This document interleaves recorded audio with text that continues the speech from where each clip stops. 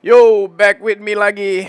Kali ini gue akan share satu berita yang baru gue dapatkan dan udah gue upload juga di www.indonesiavape.com. Jadi untuk teman-teman yang mau ngebaca bisa ngebaca sendiri. Tapi kalau misalnya kalian malas membaca, ya gue bacain lah ya. Oke, jadi adanya zombie drug di dalam vape. Jadi itu memicu kepanikan di Inggris. Apa itu zombie drug spice? Nah, kepolisian dari Otoritas Kesehatan Indonesia bukan Indonesia, mengeluarkan peringatan keras setelah puluhan anak dilaporkan mengalami efek parah akibat menggunakan vape yang dicampur dengan zat sintetis dikenal sebagai spice atau zombie drug.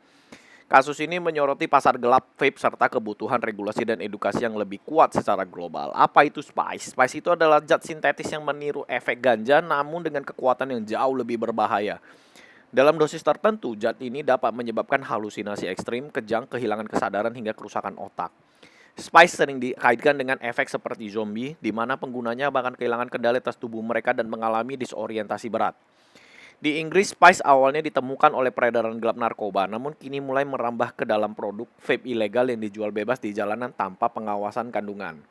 Nah, kasus ini terjadi di sekolah di Yorkshire, Skotlandia, dan Midlands, di mana melaporkan siswa mengalami keadaan benis daurat setelah menggunakan vape yang mengandung Spice. Menurut laporan The Sun, otoritas lokal, anak-anak tersebut mengalami kejang, kesulitan bernapas, bahkan ada yang dilarikan ke rumah sakit dalam kondisi tak sadar. Jadi anak-anak ini mengira mereka menggunakan vape biasa, tapi ternyata efeknya lebih mengerikan. Mereka itu kehilangan kontrol dan tubuhnya terlihat seperti zombie, ungkap petugas medis yang di Bradford Royal Infirmary.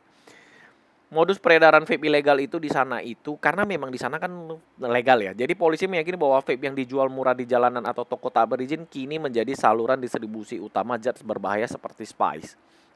Produk ini dikemas seperti vape biasa tanpa label kandungan, tanpa pengawasan standar dan menyasar anak-anak serta remaja yang mudah tertipu oleh harga murah dan kemasan mencolok. Investigasi menyebutkan bahwa produk tersebut ditemukan mengandung spice murni tanpa pengencer.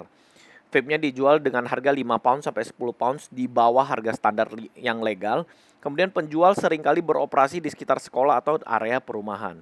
Dampaknya dari konsumsi spice ini menurut NHS, National Health Service di Inggris, zat spice itu bisa menimbulkan efek kejang, serangan panik, terus kemudian disasosiasi dan kehilangan kesadaran, kerusakan sistem saraf pusat, kecanduan berat dan gejala putus zat yang ekstrim. Jadi para remaja ini kalau ketika menggunakan spice, otak mereka itu akan ngeheng ya. Jadi vape ilegal dicampur spice itu menciptakan bahaya ganda, yaitu produk aman dan konten psikoaktif ilegal. Jadi tanggapan dari pemerintah Inggris itu sekarang mereka melaporkan jika ada gejala serupa langsung dilaporkan dan mereka memberikan edukasi tentang bahayanya vape ilegal.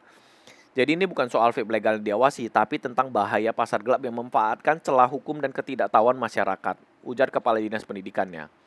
Nah, jadi ini mungkin kalau misalnya pemerintah mau aware terhadap vape, gue ada bikin beberapa langkah yang mungkin bisa diterapkan.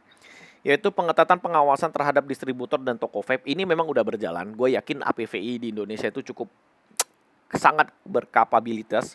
Kemudian standarisasi label kandungan dan izin edar. Kemudian kampanye literasi publik tentang ciri vape ilegal dan pelarangan penjualan anak di bawah umur 21 tahun. Nah, kalau ini gue memang ikutin standar 18 tahun dari luar negeri ya, jadi maaf. Nah, kesimpulannya kasus vapeless atau spice ini menunjukkan bahwa sisi pasar gelap vape itu tidak terkontrol. Jadi perlu pemisahan tegas antara produk legal yang berfungsi sebagai alternatif nikotin dan produk ilegal yang justru menjadi alat distribusi zat psikoaktif yang berbahaya. Jadi vape itu, tapi ingat, gue malesnya kadang sama pemberitaan, apalagi buzzer-buzzer itu, mereka selalu mengkambing hitamkan vape. Padahal yang harus disorotin itu adalah vape ilegal tanpa izin, tanpa uji kandungan dan tanpa tanggung jawab. Jadi balik lagi gue bilang ya ke buzzer-buzzer, gue paling males banget lah pokoknya sama buzzer-buzzer itu. Please, kalian kalau mau menyoroti vape, yang kalian soroti itu vape yang ilegal. Karena banyak banget teman-teman gue yang di dunia vape industri ini, mereka itu adalah orang-orang yang sangat taat hukum. Bahkan mereka itu selalu mengedukasi sampai ke level paling bawah yang bersinggungan dengan customer. Itu mereka selalu punya etika di mana mereka nggak akan menjual vape untuk anak-anak di bawah umur 21 tahun. Jadi perlu kalian garis bawahin kalau misalnya ada oknum yang berani menjual vape untuk anak-anak, itu nggak bisa kalian garis bawahi sebagai wajah dari vape Indonesia secara keseluruhan. Jadi oleh karena itu menurut gua, stay smart, keep vaping, jangan vape di depan anak-anak. Terima kasih.